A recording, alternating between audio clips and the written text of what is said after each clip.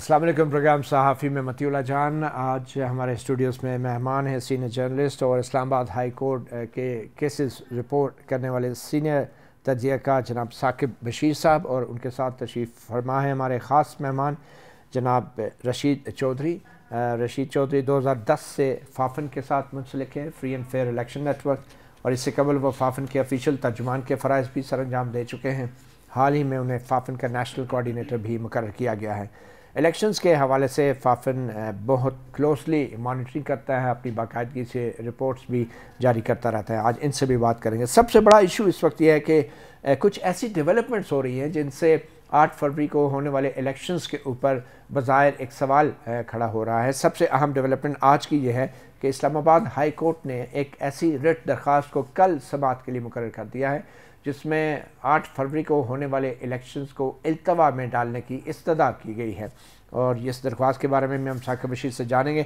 कल ही के खबर थी कि मौलाना फजल रहमान ने भी ये कहा है कि इस माहौल में हम जब इलेक्शन मुहिम चला नहीं सकते तो ये इलेक्शन कैसे लड़े जाएंगे। इसके साथ ही हसास पोलिंग स्टेशनों के हवाले से जो अदाद शुमार सामने आए हैं वो भी बहुत हसास सूरत हाल की तरफ इशारा कर रहे हैं। इन अदाद शुमार के मुताबिक हसास पोलिंग स्टेशन की तादाद पिछले 2018 के इलेक्शन से तकरीबन दोगुनी बल्कि उससे भी ज़्यादा हो गई है। और फिर हाई कोर्ट ने भी एक बड़ा फ़ैसला दिया है कि जो हल्का बंदियाँ इलेक्शन कमीशन ने की थी उनको हाई कोर्ट में कुछ हल्कों के हवाले से चैलेंज किया गया था, तो हाई कोर्ट ने भी एक बज़ाहिर एक सरसरी हुक्मनामा दिया है कि इलेक्शन कमीशन उन चंद हल्कों की हल्का बंदियों पर दोबारा से नज़रसानी करें। और फिर जो हालात दहशतगर्दी के हवाले से वज़ीर दाखिला ने कहा है कि इलेक्शन मुहिम चलाने वाली तमाम सियासी जमातें बर वक्त कानून नाफिज करने वाले इदारों को इत्तला दें और तावन करें, हम उन्हें हर किस्म की सिक्योरिटी फराहम करेंगे। उससे आम खबर यह है कि बलूचिस्तान हाई कोर्ट ने एक दरख्वास्त को रद्द किया था जिसमें मरदमशुमारी डिजिटल मरदमशुमारी को चैलेंज किया गया था। उनके ख़िलाफ़ अपील थी और कहा गया था कि इलेक्शंस रोके जाएं, तो उस बलूचिस्तान हाई कोर्ट के फ़ैसले को सुप्रीम कोर्ट में चैलेंज किया गया। और आज सुप्रीम कोर्ट के जस्टिस एजाजुल एहसन ने एडवोकेट जनरल बलूचिस्तान और अटॉर्नी जनरल फॉर पाकिस्तान को नोटिस जारी कर दी है, जवाब तलब कर लिया है कि डिजिटल मरदमशुमारी के हवाले से वफाक और सूबा अपना मौक़िफ़ दे। तो ये बड़ी ही दिलचस्प कुछ सूरत हाल पैदा हो रही है। साकिब बशीर साहब, ये जो दरख्वास्त आई है इलेक्शन के इल्तवा की, ये कहाँ से आई है, ये कौन है दरख्वास्त गुज़ार और इसमें क्या इस्तदा की गई है? ये आफ्ताब आलम विर्क हैं, कोई शहरी हैं जो अपने आप को उन्होंने लिखा है कि वो इस मुल्क के लॉ अबाइडिंग सिटीज़न है। तो पॉइंट उन्होंने ये उठाया है कि जो रिसेंटली फेडरल गवर्नमेंट ने पॉलिसी बनाई थी कि जो अफ़गान यहाँ पे महाजरीन थे उनको वापस भेजने के हवाले से कि वो मुल्क छोड़ दें और वापस चले जाएं, तो उन्होंने ये कहा है कि ये इंकशाफ हुआ है कि कसीर तादाद में जो अफ़गानी हैं उनके जाली या गैर कानूनी जो है शनाख्ती कार्ड बने हुए हैं और वो वोटर भी हैं। फिर तो इन्होंने ये कहा है कि नादरा को इस्लामाबाद हाई कोर्ट ये हुक्म दे कि पहले तो उनके शनाख्ती कार्ड ब्लॉक करें, फिर उसके हवाले से इलेक्शन कमीशन को बताया जाए, इलेक्शन कमीशन वोटर लिस्टों को दोबारा से उस पर रिव्यू करके उसमें से सारे जो है वो डिलीट करे, क्योंकि ये मुल्क भर में है, एक जगह की नहीं है।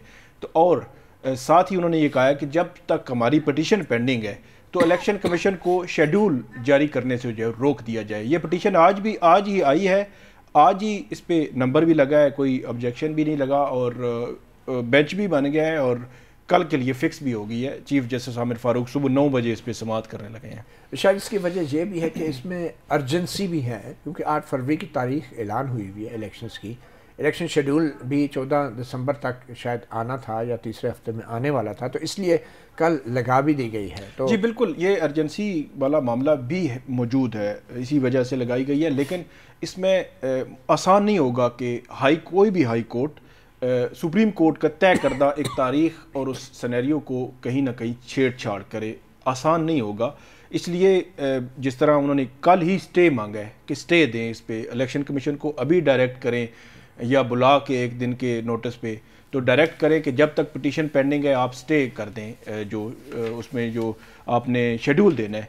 तो अब पटिशन तो ये है, लग भी गई है, अर्जेंसी भी है, सारी चीज़ें, लेकिन इलेक्शन जो सुप्रीम कोर्ट का वो पत्थर पे लकीर वाला वो ऑर्डर भी मौजूद है चीफ जस्टिस काजी फाइज ईसा का कि 8 फरवरी से आगे पीछे इलेक्शन शेड्यूल डिले होने का मतलब आप ये समझते हैं कि 15 या 16 दिसंबर को उनको हर सूरत उससे पहले शेड्यूल देना है 53 डेज, तो वो एक डिले हो जाएगा उसमें अगर शेड्यूल रोकने का ऑर्डर आ जाता है। तो रशीद चौधरी साहब, ये अफगान जाली वोटरों और शनाख्ती कार्डों का ये कितना संगीन मसला है? क्या ये बुनियाद बन सकता है किसी भी इलेक्शन के अल्तवा के लिए? देखिए, कानून के मुताबिक इलेक्शन कमीशन का अब तो 57 में चेंज भी हो गई है। इलेक्शन की डेट अनाउंस करना, इलेक्शन का शेड्यूल देना और इलेक्शन के बारे में हर तरह का फैसला करना इलेक्शन कमीशन का इख्तियार है। तो इलेक्शन कमीशन ने एक प्रोसेस शुरू किया है, डिलिमिटेशन का प्रोसेस मुकम्मल हो गया है और वो कानून के मुताबिक उन्होंने 1 महीना रिप्रेजेंटेशन सीख की और उससे अगले महीने उसकी एडजुडिकेशन हुई, डिलिमिटेशन फाइनल हो चुकी है और अब अगले प्रोसेस जो हैं वो मुकम्मल हो जाएंगे। अब अदालतों में इस तरह की जो दरखास्तें हैं वो आती हैं, इससे पहले भी। और ये वोटर लिस्टों का मामला तो तारीखें गुजर नहीं गई, किसी को अगर एतराज़ है वोटर लिस्टों पे तो वोटर लिस्ट पब्लिक डिस्प्ले पे रही हैं, सारी चीज़ें मौजूद रही हैं। वोटर लिस्ट पहले इन्होंने एतराज़ नहीं किया, अनफ्रीज हो के अपडेट हुई हैं। तो इस तरह के जो एतराज़ात हैं ये बाद वाले, और आपको पता है कि ओरिजिनल जुरिस्डिक्शन में हमारे यहाँ किस तरह की लिटिगेशन होती है, तो वो शायद इसी तरह की लिटिगेशन है। ठीक। अच्छा रशीद चौधरी साहब, एक और अहम मामला है, एक और जो सवाल खड़ा कर रहा है वो खदशात को जन्म दे रहा है कि जो अदाद शुमार इलेक्शन कमीशन ने जारी किए हैं अब की बार 2024 में होने वाले इंतखाबात के अंदर पोलिंग स्टेशन की तादाद और उनमें कितने पोलिंग स्टेशन हसास हैं, वो अदाद शुमार मुख्तसरन मैं आपको बता देता हूँ जिससे कुछ सवाल ज़रूर पैदा होते हैं।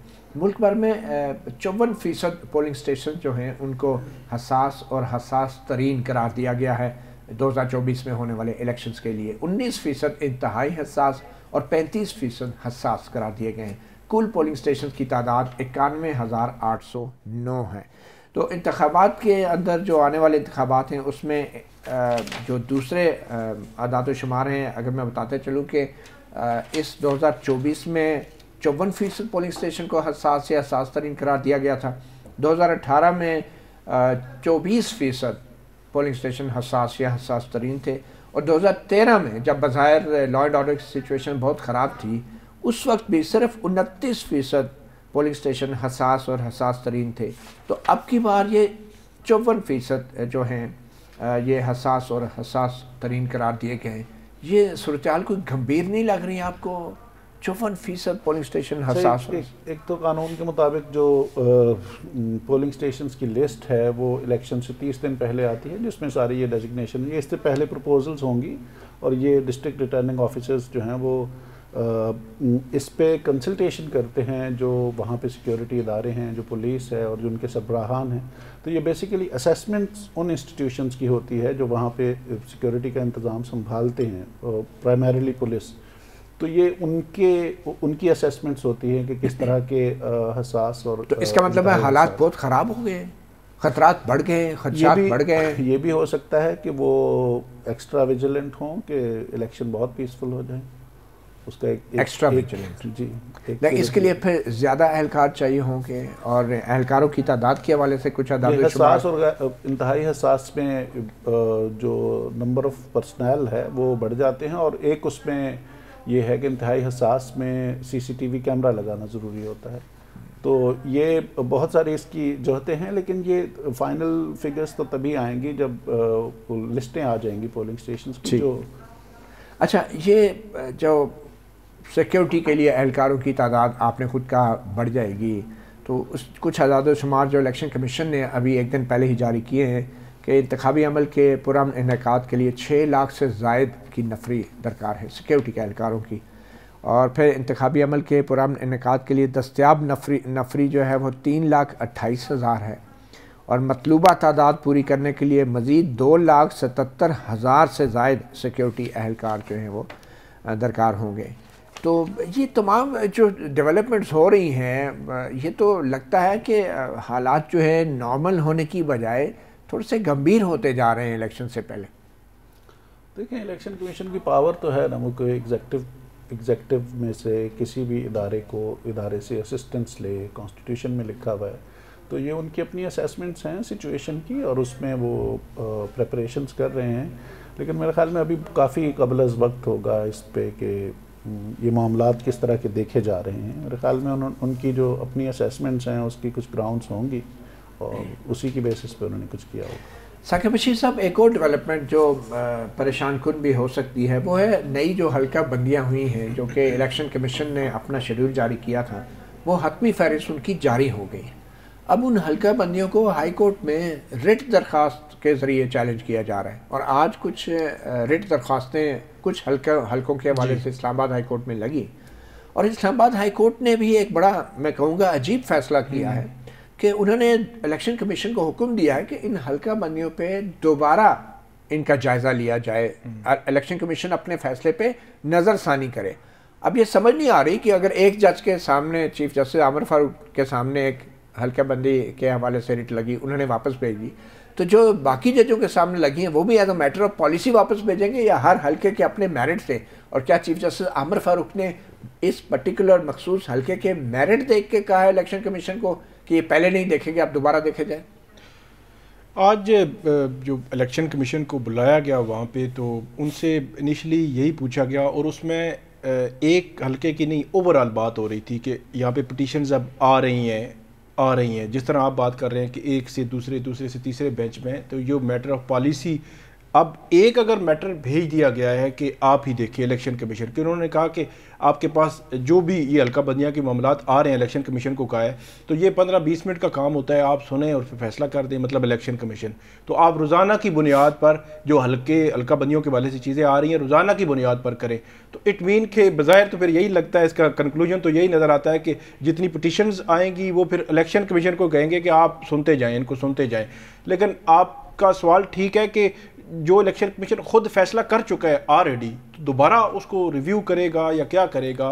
या क्या हाई कोर्ट ये चाह रही है कि इलेक्शन कमीशन रीज़न लिखे, वजूहात लिखे हर हल्का बंदे की? तो ये तो इम्पॉसिबल हो जाएगा फिर, नहीं, ये आईनी तौर पे तो इलेक्शन कमीशन के अख्तियार है, उन्होंने लिख दी है, उन्होंने रीजनिंग जो है वो आ भी चुकी है और इससे कबल हाई कोर्ट्स में हल्का बंदियों के जो मामला थे वो आते रहे हैं और हाई कोर्ट्स खुद डिसाइड करती रही हैं, मतलब बेंच मुख्तलिफ बेंचेस जो है। भेजने वाली बात तो अजीब है, ये अब देखने वाली बात है कि किस तरह मतलब करेंगे। अच्छा, क्विकली, एक सुप्रीम कोर्ट में जस्टिस एजाजुल हसन की सरबराही में एक बेंच ने विफाक और बलूचिस्तान से जवाब तलब किया है एक शहरी की दरख्वास्त पे कि जनाब मरदमशुमारी, क्या ये मरदमशुमारी के मामले में सूबे फरीक नहीं होते? अगर एतराज़ किसी को करना है तो सूबे कर सकते हैं ना। कोई एक शहरी उठ के हाई कोर्ट में कह दे कि मुझे मरदमशुमारी कबूल नहीं है, तो आईनी तौर पे आप कैसे देख रहे हैं ये जो जवाब तलब किया गया है? क्या इसको डिसमिस नहीं होना चाहिए था सुप्रीम कोर्ट? मेरा तो ख्याल है को ये सूबे बिल्कुल देख रहे होते हैं और एक शहरी जो है उसका आना वैसे, और उसके फिर उन्होंने जवाब भी मांग लिया है, तो इट मीन की चीज़ें मैच्योर हो गई हैं बजाय इसके कि वहीं पे उसको स्टॉप पर लगता। मरदमशुमारी ये इस स्टेज पे आके जी, इससे पहले मैं जो साकिब बशीर साहब ने कहा ना कि जो कानून है वो ये है कि इलेक्शन कमीशन का फैसला हतमी है, क्योंकि वोटर रिप्रेजेंटेशन फाइल कर सकते हैं, एतराज़ दाखिल कर सकते हैं, एक महीना पूरा होता है और 1 महीना एडजुडिकेशन होती है, उसकी सुनवाई होती है, उस पर फैसले आ चुके हैं। हर इंडिविजुअल हल्के के हर इंडिविजुअल पिटिशनर ने जो भी ग्राउंड्स लिए थे उस पर रीजंस के साथ आज उन्होंने अपलोड भी कर दिए हैं सारे फैसले। तो कानून ने उसके खिलाफ अपील कहीं नहीं रखी, हाई कोर्ट या सुप्रीम कोर्ट में कोई अपील नहीं है। तो ये अब हाई कोर्ट में रेट में जब लोग आते हैं ओरिजिनल जुरिस्डिक्शन में, तो हाई कोर्ट ये तो नहीं कह सकती कि आप इस हल्के को ऐसे बना दें, वो फिर ज़ाहिर है वापस भेजते हैं अगर उनको लगता है कि ये इलेक्शन कमीशन के पास जाए। लेकिन ये जस्टिस एजाजुल हसन ने मरदमशुमारी पे जो बाकायदा नोटिस जारी कर दिए, हालांकि लीव टू अपील रिफ्यूज़ भी कर सकते थे और कह सकते थे कि भाई अब ये अपील बनती नहीं है, एक शहरी मरदमशुमारी को चैलेंज कर रहा है और आप अटॉर्नी जनरल और एडवोकेट जनरल बलूचिस्तान को नोटिस जारी करें, इसका मतलब है ये मामला आगे जाएगा और उसमें कोई टेम्पररी इंजंक्शन भी, स्टे ऑर्डर भी आ सकता है। मरदमशुमारी वो तो नोटिफाई हो चुकी है, सीसीआई ने नोटिफाई कर दी है, फोरम से लिमिटेशंस हो चुकी हैं, तो फिर अटॉर्नी जनरल से पूछने का तो नहीं, वो तो जाहिर है अब किसी का ग्रीवेंस है और अदालत समझती है कि उसको सुनना चाहिए तो वो सुने जरूर। बहुत शुक्रिया रशीद चौधरी, नेशनल कोऑर्डिनेटर फाफन। साकिब बशीर हमारे साथ रहेंगे। अगले सेगमेंट में हम बात करेंगे, जिंदा है भुट्टो, जिंदा है मगर जिंदा है भुट्टो का रेफरेंस भी जिंदा है और 11 साल से सुप्रीम कोर्ट में उसका फैसला नहीं हुआ, इसके ऊपर भी बात करेंगे।